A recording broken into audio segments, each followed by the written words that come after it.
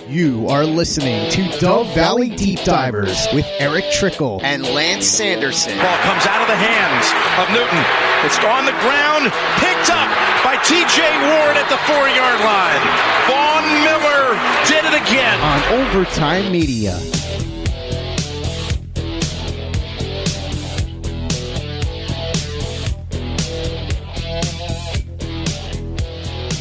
Mile high, hello everybody in Broncos country, and welcome into another episode of the Dove Valley Deep Divers. My name is Lance Sanderson. I'm your host as always, and joining me today is a really good friend of mine. He's another one of the analysts on milehighhuddle.com. His name is Carl Dumler, and we're not going to have Eric this week. He's got some personal stuff going on, so Carl was kind enough to join in today and get this episode recorded for us. So Carl, what's going on, man? Merry Christmas. How you doing today? Oh man, I'm doing great. It's great to be on your show, man. I've listened to you guys here for a little bit, and always enjoy obviously talking with you and Eric. I mean, all of us talk every single day. I mean, that's I think the thing that people miss is that we're all good friends outside of the shows, and so yeah, just getting to talk football like we do every single day. Love it, man. It's one of my favorite things of every day. Yeah, oh, dude, the group chat's fun because it's not necessarily always football. We do some memes and stuff back and forth and joke with each other, and obviously give Nick all the hard times in the world. And he deserves it. He does deserve it. That's absolutely true. He deserves every single second of it. But it's just fun to have a group of friends like you guys, and for you to be able to step in last minute and record an episode in Eric's stead. I really appreciate it. I know he does as well, and I just want to say thank you again, man. How was your Christmas, man? Did Santa hook you up the way he was supposed to, or did you get a big old lump of coal in your stocking this year? I probably deserved the coal, but I definitely did well. My dogs a year ago chewed up my Bronco blanket that I'd gotten as a little kid. And so my mother-in-law replaced it and got me this brand new Bronco blanket, lots of other Bronco stuff. We just told her, she asked what we wanted for Christmas. And my wife goes, get us all fun stuff. So I got a lot of Bronco stuff and I got a lot of Star Wars stuff, and loved it. My father-in-law, I don't think he understands the war he has started. He bought me a Patriots cup holder. Did you throw it in his face and say, excuse me, sir? Like, that's no, I don't even want to hold this trash. I really need to wash my hands now. I know. No, he wasn't here. He, had my wife record me opening the present though, so he could get the joy of seeing it. So, like I said, he has started a war he doesn't understand he started. And so I'm interested to see how this goes moving forward. He's a Vikings fan. And so I'm sure there's some Packers gear I can find around, and a few other things I got in the works to get him back. But how was your Christmas, man? It wasn't too bad. Unfortunately, I didn't get to go down and see my folks this year.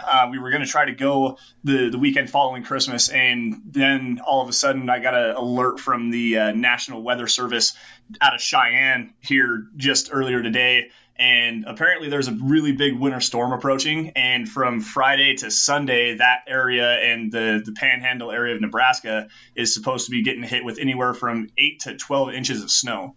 So unfortunately, the roads aren't going to be able to be open, I don't imagine, and I don't want to risk. I'm taking Samantha down and her two boys to meet the folks for the first time. So, I mean, it's just it's unfortunate that I won't be able to go down and have that. But I did get to spend some time with the girlfriend's parents again, and went out to a couple of my good buddies' houses and exchanged some gifts. I got a really cool retro Broncos jacket, like the 1990s windbreaker style. It was absolutely amazing. The old D logo on it. It was so cool. But yeah, it was awesome.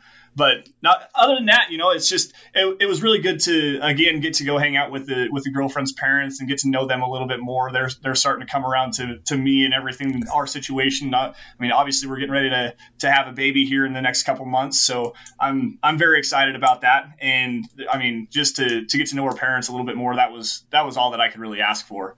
But anyways, guys, today on the Dove Valley Deep Divers podcast, so last week we broke down the Broncos impending free agents and kind of got some of the guys that the Broncos could be looking at re-signing, and a quick evaluation of the situation moving forward. And today with Carl on the show, we're gonna go on the opposite side of that and get some of the guys, the impending free agents from around the NFL. And on the first half of this, we'll do some of the offensive guys, and on the second half, we'll go in the defense. After that, we'll break down the Raiders, guys. Here we go. This is the Overtime Podcast Network.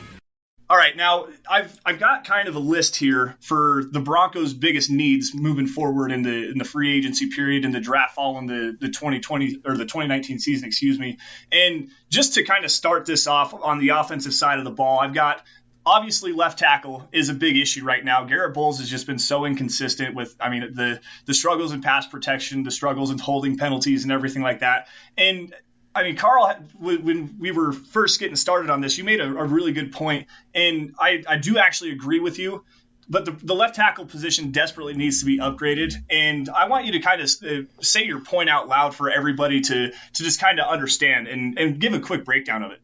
Well, my point that I made to you was that you look at the positions that really get overpaid in free agency. Tackle is near the top. Quarterbacks get overpaid as well, but that's true whether you're paying them in free agency or just you're re-signing them kind of thing. But you think about guys like Nate Soldier, he's still the second highest paid left tackle in football right now, and he is far from being the second best left tackle. It's not even close to that. Russell Okung, when he was here with the Broncos, you think about, he's, I think, like the seventh highest paid tackle in football, and he's hardly played this entire year. Riley Reif, another guy that's gotten paid pretty big money. Dwayne Brown. These guys, they've never really lived up to the hype of their contract, I would say. It's not that they're terrible players. It's just even right now, I'd say Garrett Bowles is outplaying his contract just because he's on a rookie contract. Now, obviously that can change here pretty soon, but really the one guy I'd say has maybe lived up to his contract is Andrew Whitworth, but he's 38 now. And so when you're looking at the free agent tackle group, I know there's going to be a lot of people who talk about Costanza of the Colts. One, most likely there's no way that he's going to hit free agency. The Colts have a ton of free agent money, so they're going to pay him. He's probably going to get overpaid. But you think about some of the other guys like Jason Peters. He's been hurt like crazy. George Fant, years old. Right? George Fant, another guy that's been banged up. DJ Humphries, about as inconsistent as Garrett Bowles. Donald Penn was struggling to even find a job at one point this year. So again, it's slim pickings because teams know how few and far between there are of quality tackles. There's more positions available in the NFL than there are quality players. And so when you add that into the fact that this is actually a pretty darn good tackle draft class, really for me, that's a place you need to be looking more so than free agency. Yeah, absolutely. Especially with the top of the draft, you got Tristan Wirfs, Andrew Thomas, Jedrick Wills, the Leatherwood kid, Alex Leatherwood out of Alabama. The top end class or top end of the draft class this year, there's so many quality players, and to bring them in on cheap deals, and if they struggle, you can kind of blame it on the young rookie struggles. But to me, the guy that if you're really going to look at, and you actually hit the nail directly on the head with Anthony Costanzo, is that the Colts are probably just not going to let him go. He's gonna make a pile of money from the Colts this year. They have like right at $100 million in cap space going into next year. So they're probably going to keep on to him, especially with the potential possibility of them taking a quarterback high in the draft, with Jacoby Brissett just being as inconsistent as he has been this year, up and down play, especially over the latter half. They're looking for an upgrade there. And it just, I don't know, with like Kelvin Beachum and Jason Peters, there's inconsistency struggles there. There's age concerns with pretty much everybody there. So finding a left tackle or even a right tackle, and there's another guy that I want to just kind of quickly throw out as far as a guy that has really played up to the contract that he received, maybe not necessarily to play the right tackle position, but Trent Brown in Oakland. He's been playing really well until he got nicked up and banged up. He's the starter for the Pro Bowl, I do believe. But anyways, left tackle is just, you're not gonna find a guy in free agency that's going to be worth the money that you're going to be paying him, especially with the young class coming up in the draft this year. Now, moving forward just a little bit, Another big need for the Broncos, and this kind of lines up with their needs in the draft as well, is the wide receiver position. I mean, yes, Deshaun Hamilton had a huge day last week, and had 6 catches, 65 yards, and a touchdown. And you got Tim Patrick, another kind of the big-bodied receiver, but there's no really dynamic threat in the Broncos passing attack that can take the top off of the defense and open up lanes just with pure speed. And at the wide receiver position this year, there's only really one guy the Broncos could pursue, and he's going to get paid way too much money. And that would be just as a perfect fit for that. I can take the top off the defense is Robbie Anderson from the New York Jets. And with the draft as good as it is, especially at the top side, you've got CeeDee Lamb, Henry Ruggs. I don't necessarily believe that the Broncos need to go out and go find a big free agent wide receiver this year, but it's worth at least talking about. Carl, what kind of names stand out to you in the wide receiver class this year? Well, I mean, a lot of people bring up Amari Cooper. But, I mean, again, another guy that's probably going to get overpaid. He's been really inconsistent. He has his moments where he looks like a true number 1 wide receiver, and then the next thing you know, Cowboys are benching him. So it's kind of, what kind of player are you getting, especially considering the contract? And I'm not really wanting to really go spend big money, especially at the wide receiver position, on guys that are going to be that inconsistent. And then another guy, I mean, you got Tavon Alston is another athletic guy, but I mean, he's only playing around 30% of the snaps for the Cowboys this year. So again, do you really want to go pay that kind of guy to come in here, be your number 2? No, that's not for me. It's kind of, again, slim pickings. You got a lot of the older veterans like Emmanuel Sanders, who's not going to come back to Denver, AJ Green. I mean, he's a little bit intriguing, but again, he's probably going to get a pretty big contract, or the Bengals are going to tag him. And I mean, they've kind of said a few things like that here recently. I mean, it'd be nice to have that kind of veteran leadership in the wide receiver room, but he's injury prone. He's on the wrong side of 30 and going to have a big contract. Not really for me. So again, it's when the draft is as big as it is for the position, and these guys are either aging veterans or guys that are going to get overpaid, it's hard for me to want to go spend big money on that position. Yeah, I totally agree with you. Travis Benjamin's kind of an intriguing option there as well. But like I said, with Henry Ruggs potentially being there for the Broncos, and there's rumors going around right now that he's going to run in the 4.2s, maybe even faster than that. It's crazy to think that you're going to go out into the free agent market. And you're absolutely right. There's a lot of aging guys. Tavon Austin's 29. Robbie Anderson, like I said, is probably the best looking option there. But if he's going to get, $13, $14, $15 million a year like he potentially could, I don't see that. The Jets have a lot of room as well. They can retain his services pretty easily as well. So just the wide receiver market, probably not going to touch it there. It's kind of fun to take a look at it, though. And if the Broncos do bring in a guy, I would imagine it is probably an older veteran, but it's not going to be a big term contract or anything like that. Jermaine Kearse might be a guy that you could see come in. Chris Moore from Baltimore, that would be a fairly decent signing, I believe, as well. But just the offensive side of the ball is really it's kind of hard to look at, especially with the draft as good as it is this year. If you're going to look in free agency, I think it's going to be specifically on the defensive side of the ball. But another big hole for the Broncos offense going into this year, especially with Ronald Leary potentially being a cap casualty, is the right guard position. And now at right guard, again, there's one guy, and this is the guy. So earlier this week, Bob Morris put together a great Mile High Huddle roundtable piece where he asked everybody on the website to give one Broncos player that needed to be retained in free agency and an outside free agent that the Broncos needed to sign. And I went with 2 different guys here. And the guy that I want to talk about right now is one Brandon Scherff, the right guard from the Washington Redskins. This guy is arguably one of the best guards in football. And when he's healthy. That's a big thing right now. Is he's out with I believe it's a knee or an ankle injury, something like that. He missed 8 games a couple of years ago with a torn pectoral muscle, 15 games over the last 3 seasons.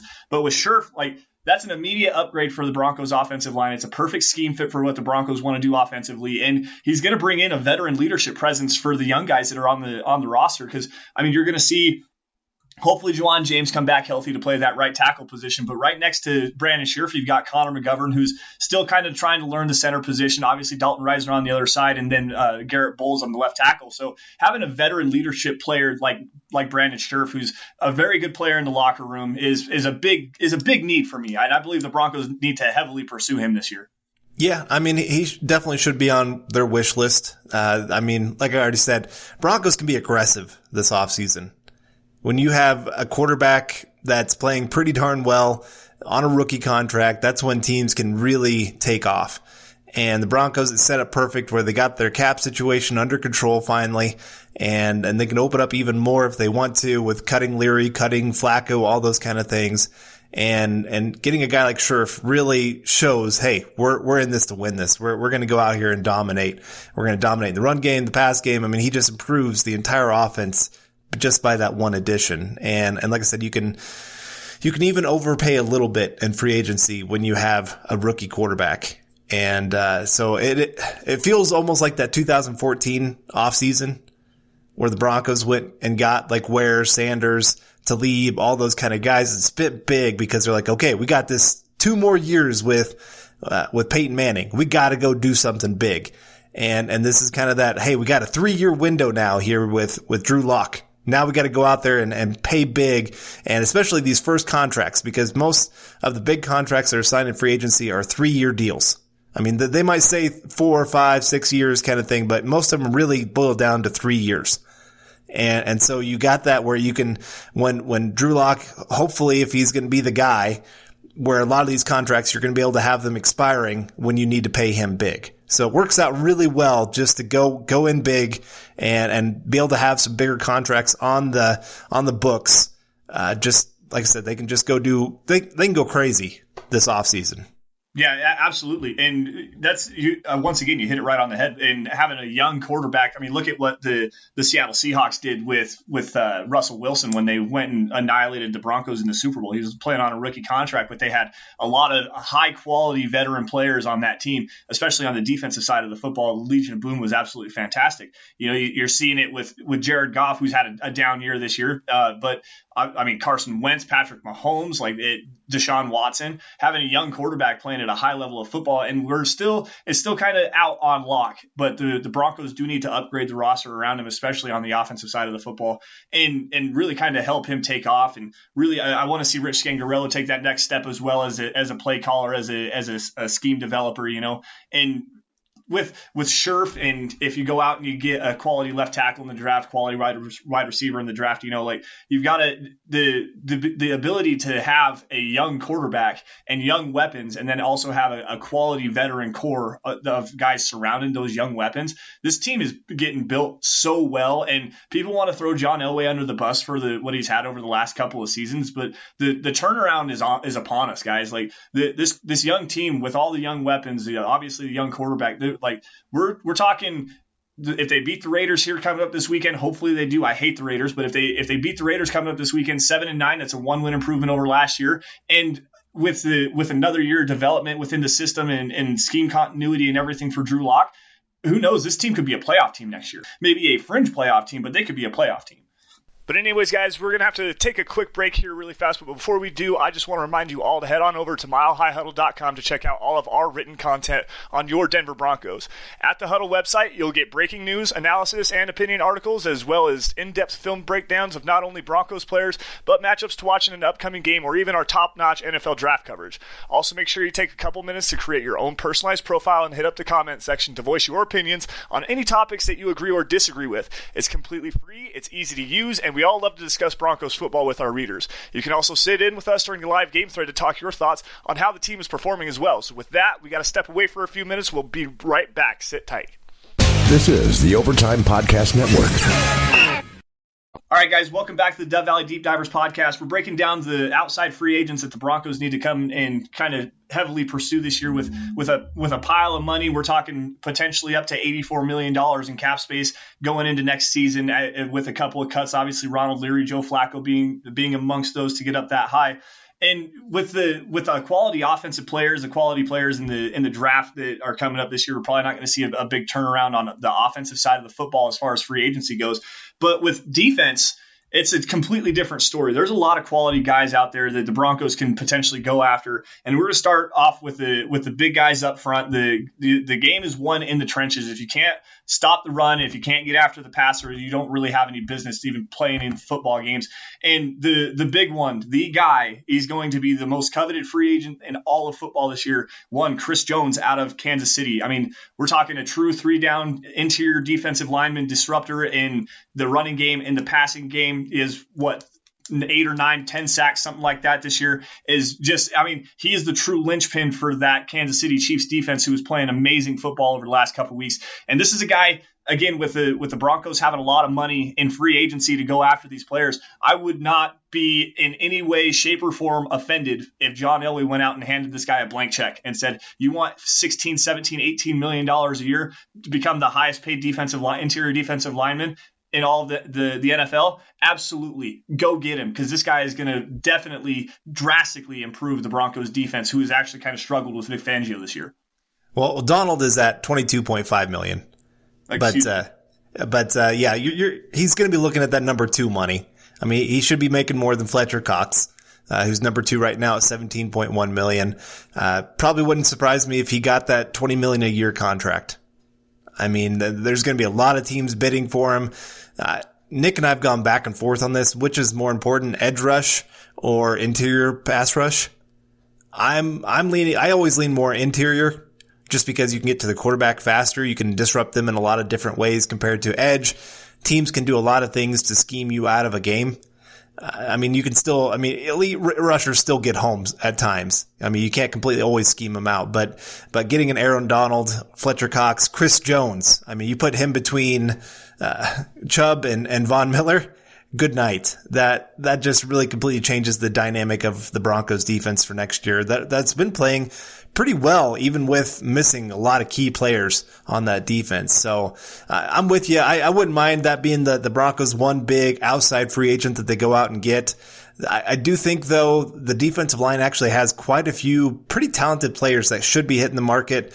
There's going to be a lot of defensive linemen that are probably going to get cut, like a Campbell from Jacksonville, that the Broncos are heavy after.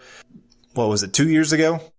Yeah, something like that. It was like 2 years ago. They offered him like $14.5 million or something like that, and he turned it down for an extra $500,000 to go to play in Jacksonville, and then almost went to the Super Bowl that year, I believe. Right, and then Akeem Hicks is another guy that Vic Fangio is probably going to be pounding the table for. Go get my guy, and so I don't know if Chris Jones kind of gets up there in price. You have some other guys that you can look at and say, okay, this is pretty good for the Broncos.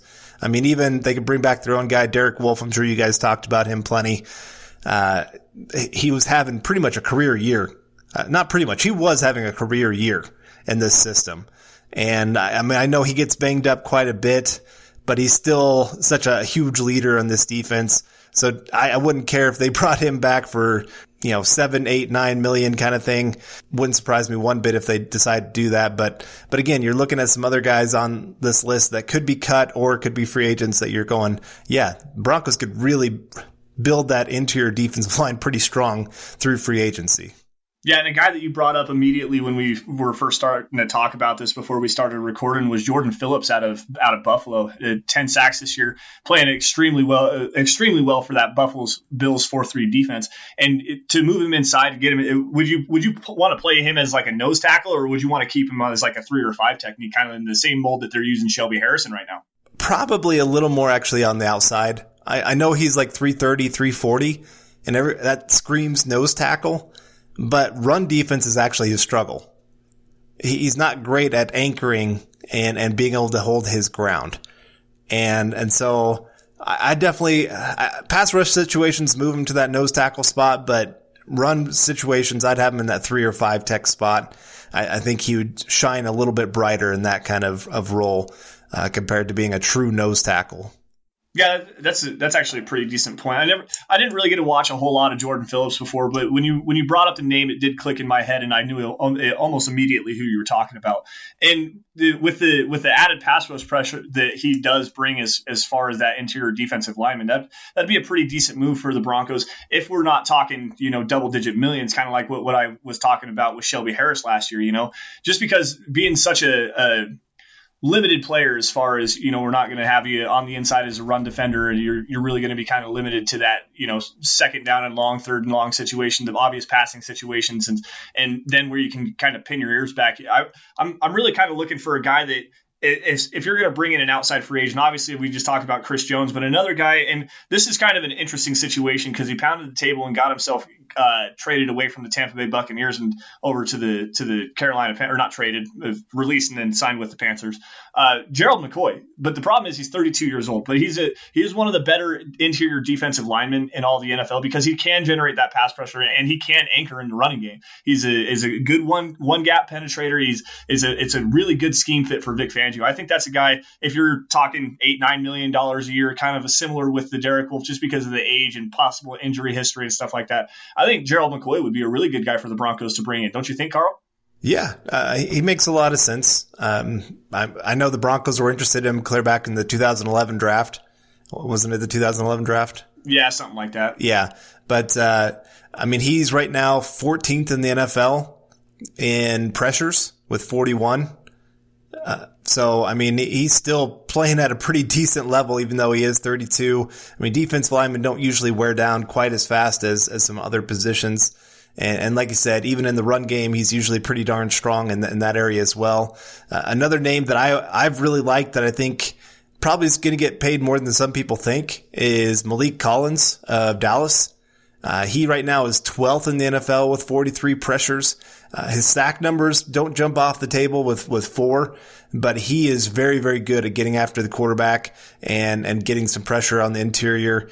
So I think he could be one. You talked about Chris Jones. He's at 53 right now for the season. He is 4th as an interior pass rusher. So, again, you got a lot of options here for the Broncos if they want to add interior pass rushing options that are going to really shine.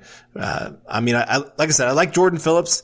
The only thing is sometimes I think the sack numbers have been inflated this year. I don't think you're going to see probably another double-digit sack season from him. He only has 23 pressures. So when half your pressures are sacks, usually that kind of balances out as your career goes on. But depending on the contract, I definitely would think about him. Yeah, that's a great point. That's a great point as well. Now, moving forward just a little bit, another big need for the Broncos this year, especially with, Chris Harris Jr. and his situation. He's an impending free agent. We talked about him last week on Dove Valley Deep Divers. But the cornerback position is completely wide open for this Broncos team. The young guys that they have, obviously Devontae Bosby went down with that neck injury early in the year, and then you've got like Devontae Harris, who's been up and down. He's struggled a lot. And Isaac Yiadom hasn't come around the way that a lot of people have thought. He's been playing actually pretty decently, I think, over the last couple of weeks and kind of been scapegoated for the Broncos in the struggles in the secondary at times. But, there's not a really big free agent market this year as far as the cornerback position goes. And the one guy that, Carl, I know you're going to slap the table for, and I'll give you the opportunity to break him down here for us really quick, is just Byron Jones out of Dallas. Yeah, this is when we were doing our round table, this is the guy I put. I like Brandon Scherf and everything else, but Byron Jones, he's just a stud at the position. And the fact that for the Dallas Cowboys, he's been playing safety, he's played cornerback, and he's played both of them at a very high level. That's impressive when you can actually change positions like that. Kareem Jackson comes to mind of a guy that could do that and has played both positions at a very high level. But we're talking about a guy I think he's 26 or 27 right now. And so just hitting the prime of his NFL career, he is athletic, he's big, he has ability to come down, make tackles. He's one of the best tackling cornerbacks in the NFL right now, which is huge for Vic Fangio. That is a non-negotiable when it comes to his defense. And he fits that to a T. And I think he's been in a very bad situation there. Dallas is such a weird, the talent that is there, individually, you look at that roster and it is loaded from top to bottom. But as a team, they are just not a good team. And so, that usually comes down to coaching. But you bring him into this kind of system, I think he would shine. He has the athleticism of cornerback and the instincts of a safety. And you don't see that very often in the NFL. And like I said, I think that's just such a perfect fit in what Fangio loves right now he is ranked 19th according to PFF. Like I said, he has elite tackle grade, that position versatility where you can really confuse an offense of, is he going to drop back and play safety? Is he going to come and play cornerback?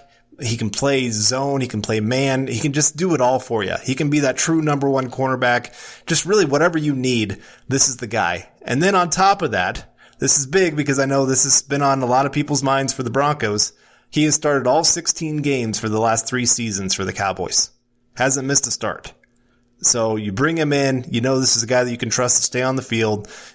He can play wherever you need him to play. He can do whatever you need him to do. I think this is kind of a no-brainer. If he hits the market, Broncos should be one of the first ones to call him. Yeah, and there's a really good likelihood that he could hit the market this year with Dak Prescott and Amari Cooper, who we mentioned earlier on the show, both looking at getting some pretty big money thrown their way this upcoming season. And I mean, Dak could potentially be pushing, $40 million for a quarterback. I don't necessarily think he's worth it, but I mean, Amari Cooper and with the up and down play, they got to pay him, and they also have Ezekiel Elliott on a long-term deal right now as well. So they're running a little bit dry. It's not necessarily cash available to spend because Jerry Jones is one of the richest men in all of America, but just the available cap space that they have. Byron Jones could be on the outside looking in as far as the Cowboys throwing their money around. So I totally agree with you. I mean, you said it perfectly. He's got the mind for a safety. He's got the athletic ability to play cornerback, and he's got the aggressiveness of a linebacker. The man comes up and he thumps. He likes to hit. And that, like you said, is completely non-negotiable. That's probably the one free agent cornerback that if the Broncos, again, we're talking about going out and spending big money here, this is probably going to be a $13, $14 million a year deal for Byron Jones, if not even more than that. Like he's gonna be a very handsomely paid individual coming into the 2020 season. Now, another guy that kind of just intrigued me as we were looking through this list, and this is an up and down kind of a thing. And I know you got a guy that was talking to you about him earlier, or at least what you told me earlier just before we started recording, is Marcus Peters from the Baltimore Ravens, who's been playing at an amazingly high level for Baltimore this year. Now, this is a guy, and excuse me for sounding like Chris Collinsworth for a minute. This is a guy that I am truly in love with, and I always have been, just because he has that elite cornerback ability skills, and there's an attitude about him. And I like the feisty attitude. But the thing that really gets me with him is the fact that he likes to go off schedule with plays. When he's playing in zone, he likes to bite aggressively, and he can get torched, and we've seen it a lot with him. But when he bites and he gets aggressive and he drives on the football and he's right, it is 6 points for the defense every single time. The man gets his hands on a lot of footballs. It's such an elite kind of a player at the cornerback position. He's probably going to go out and get $12, $13, $14 million a year as well. Maybe even more than that, kind of like Byron Jones. But this guy, as far as a true turnover machine and a true dynamic player for a secondary, I would really have to think really hard about this, because there's also the added issue of him being kind of a big personality, a big loudmouth. He likes to talk a lot of trash. Carl, what do you think? The talent's there. I mean, there's no arguing that he's a top 5 cornerback in the NFL when it comes to coverage. He's got the athleticism, he's got the size, he's got the instincts, all those kind of things that play into it.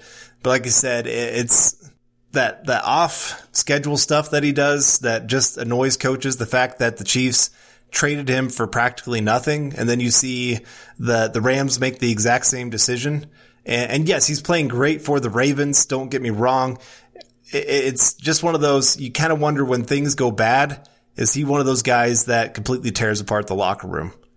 And so when you're talking about handing out a huge contract to a guy that could be a locker room cancer, that is something that is very hard for. I mean, I know the Broncos should be aggressive, and they're going to have to take some chances if they really want to compete with the Chiefs.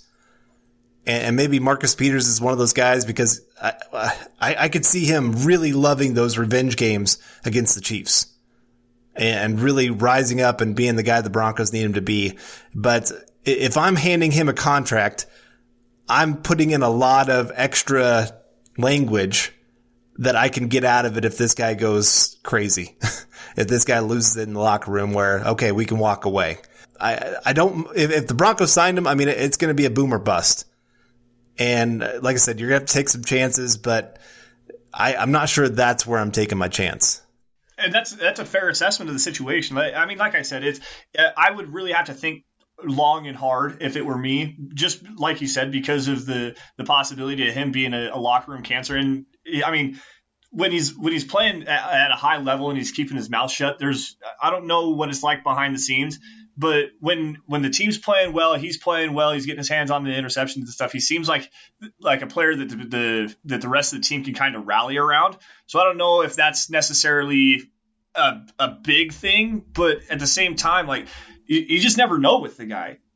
It's really hard to kind of read that situation. I don't know, 12, 13, 14 million is probably, like you said, you really got to put some offset language or something in that so you can get away from it. But as far as the talent goes, that's a big boom for the Broncos, especially if he plays at the same level he's playing right now.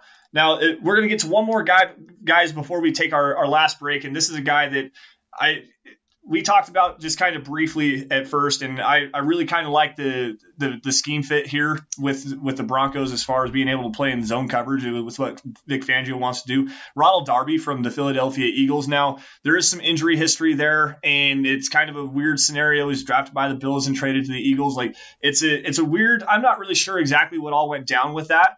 But as far as a good up and coming young cornerback, he's 26 years old. His contract's going to be voided by the Eagles at the end of this year. Carl, I want your opinion, man. What do you think of Ronald Darby? Well, you look at everything he has. He's decently sized. I mean, about 5'11", but he runs a 4.35 40, which, I mean, that's great. Has great 3-cone. When you look at the athletic profile, you're saying this is what I like in a cornerback. And when he's been healthy, he's looked pretty good. I mean, he's been a little inconsistent here and there, but again, how often do you know if he's healthy or not? So if this guy gets himself healthy, can actually consistently stay on the field, I do wonder if he's one of those guys that could become one of those really surprising signings that everybody's going, oh my gosh, look at how good this guy is. Because, I mean, when you scouted him for the draft, he was one of those guys you're just like, wow, this is a first round talent at cornerback. And there's no disagreeing on that.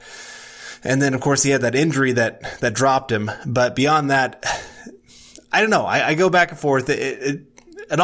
Everything always comes back to the contract. And I know that's kind of a cop out of really committing to something. But it is kind of one of those, if he's looking for a big contract, kind of like Shelby Harris, then it's a big no from me. If he's willing to maybe take a risk and say, hey, I want to play on a 1-year contract to prove that I can really stay healthy and that I can be something in this league, then yeah, go for it. Go get this guy.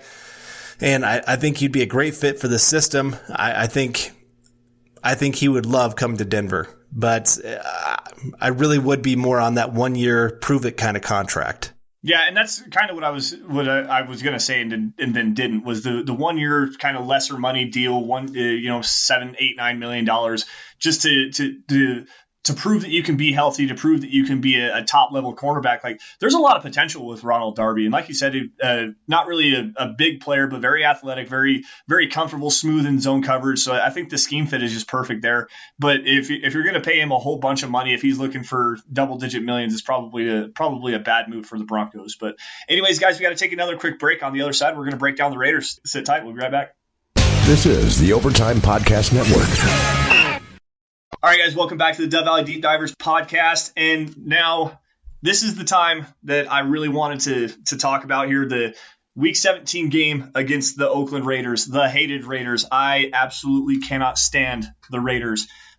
Let me put it to you this way. I wouldn't pee on them if they were on fire. But for real, though, like it's the big rivalry week for the Broncos. Obviously, there's no playoff contention for the Broncos here, but at the same time, there's a big thing for the Broncos to do here, and that is to play the spoilers. The Raiders, they need a lot of help to get into the playoffs, man. But there is a scenario, and it's a pretty likely one as well. It's the help that they need, it's all going to have to fall in the right way. I think they need like the Colts to lose. They need the Steelers to lose. They need the Titans to lose. Like, if all three of those things happen and then the Patriots win, the Raiders are in the playoffs. And that's all very possible, especially with the Steelers playing the Ravens this week. Now, the Broncos being able to play the spoiler can just walk out there, walk away with the dub, and I'm picking the Broncos to win big in this one. I always do. I'll never pick the Broncos to lose to the Raiders. But Carl, break it down for us, man. What's the biggest key for the Broncos to walk away with a victory this week? Well, it really boils down to kind of what you saw in week 1. If the Broncos can stop the run game, they win this game. It's really, you want to put this on the shoulder of Derek Carr. He is one of those quarterbacks that his stats don't really paint the picture of who he is as a quarterback. He's not the worst quarterback by any means, but he's not a quarterback that's going to go out there and win you a ton of games. You think about their playoff season when he was on his rookie contract and he was surrounded by all this talent. I mean, the entire offense was just loaded from top to bottom. The offensive line was one of the best that we've seen in the last 10 years. He had a good running game, had pass catching options. I mean, just set up perfect for him. But he doesn't have that right now. He doesn't have those kind of weapons. Tyrell Williams at wide receiver is okay. Nothing too great. Josh Jacobs has been good, but he's been banged up. We don't even know if he's going to play in this one. And then their offensive line has been banged up. They lost, you said earlier, Trent Brown's gone. So David Sharp's going to be playing. Good luck against Von Miller. But no, it's going to come down to if the Broncos can get them into those third and long situations and keep that run game under control and be able to get the ball back to the offense. I know it sounds so simple and it's kind of a very simple game plan, but that's really what it boils down to is make Derek Carr have to go out there and play an outstanding game and actually have to take some chances down the field. Right now, it is kind of where they can just run the football, tell Derek Carr, throw it fast, throw it quick, get it out of your hands. And they do okay at it. They're not a great team by any means. And so especially if Josh Jacobs plays, you got to contain that guy. Yeah, Josh Jacobs is absolutely spectacular, man. I saw it was a graphic that I had seen. It was on Facebook or Twitter or something like that. He is literally number 1 in every category for rookie running backs this year. Like yards per game, yards per carry, yards after contact, average yards per game after contact. Like it's insane, absolutely insane how good this kid is. And he's actually a pretty dynamic threat out of the backfield as well. He's been showing some pretty good pass catching chops for the Raiders offense as well. But right, with Jacobs being out and with that, he's been playing with a broken shoulder. He also had that surgery to get rid of some infection in, I think it was his calf. I know it was a leg injury. He had the surgery. This would have been on Wednesday or Thursday, something like that.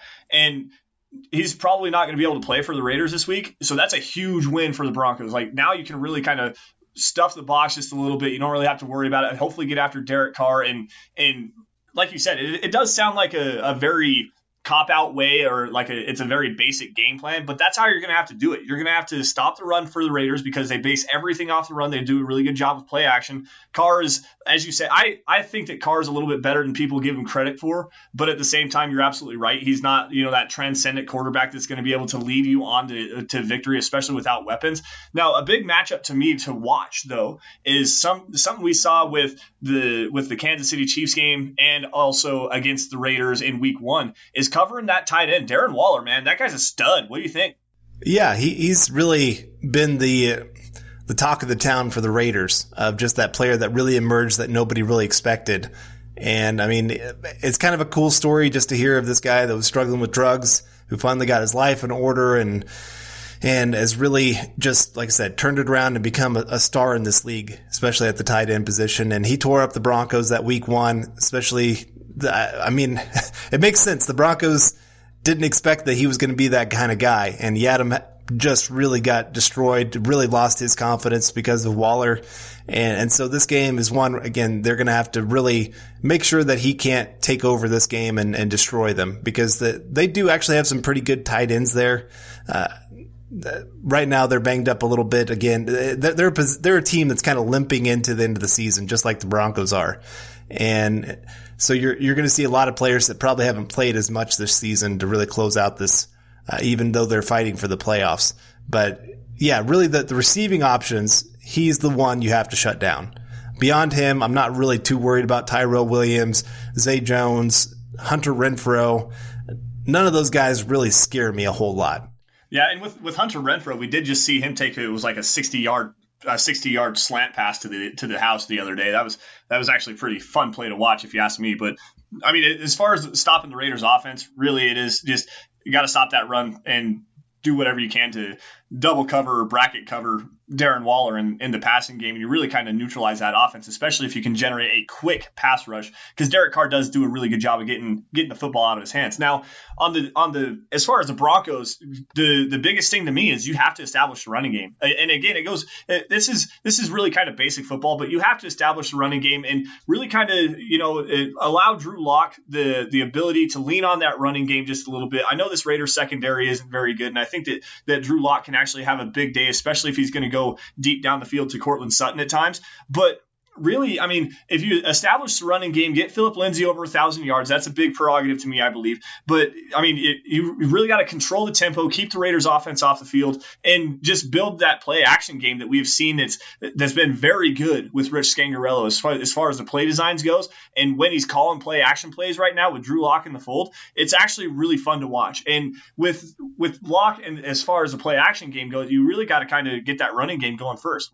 You definitely do, but this is actually the one strength of this Raiders defense is their run defense. It is, and that's a big thing. That's why I said you really got to try to get it going if you can, and do everything you can to get it going. Yeah, they're 9th in the NFL in yards per game allowed and 6th in yards per carry allowed. So, like I said, if you can get that going there in the first quarter, it really just sets up that the offense is going to have a big day.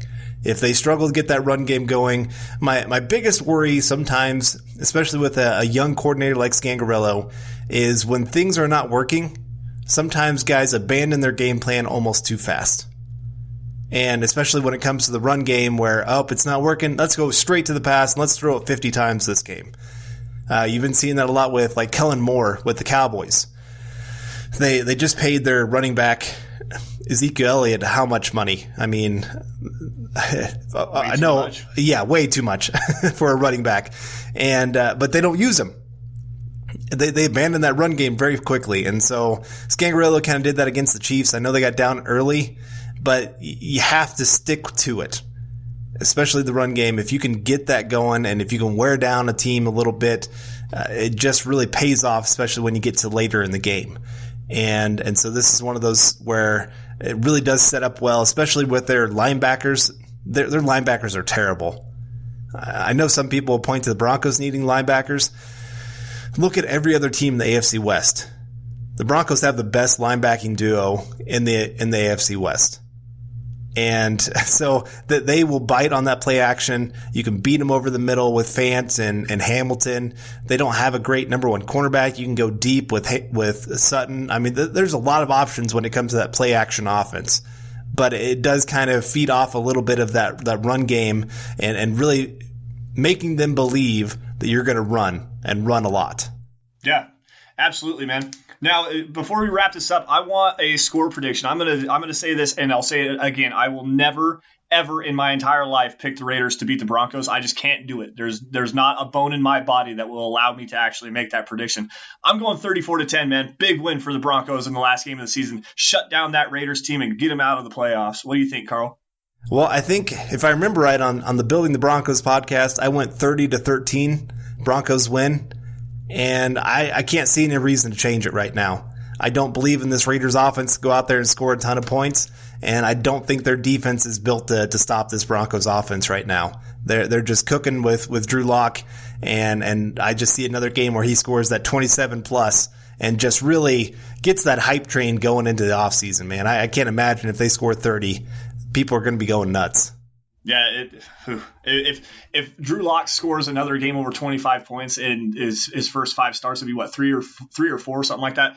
It'd be just amazing. You can really see it. This kid has the moxie. He has it, and I believe that the Broncos have found their franchise quarterback of the future. At least at this point, we need to see a little bit more progress from him, especially over the course of 2020. But I believe that he's earned the right to be named the starter coming into the season. So, Carl, we're going to wrap it up here, man. I just want to say thank you again very much from the bottom of my heart. I know Eric appreciates you as well for coming on the show. It was really fun to have you, man. I do appreciate it. Yeah, no, thanks for having me. It was my honor get to come on your show and get to be a part of this, man. I love it. And I told you earlier, my wife and kid went to Nebraska to be with her family, so I'm playing Bachelor. And when I'm playing Bachelor, football is pretty much 24/7. My wife, if she only knew how much football I do when she's gone, she'd be like, "You're wasting your life, Carl." But no, again, I appreciate you letting me come on, and anytime, man. And we're gonna have to definitely get you and Eric on our show. I know Eric was just on not too long ago, but we'll have to get you back on here pretty soon.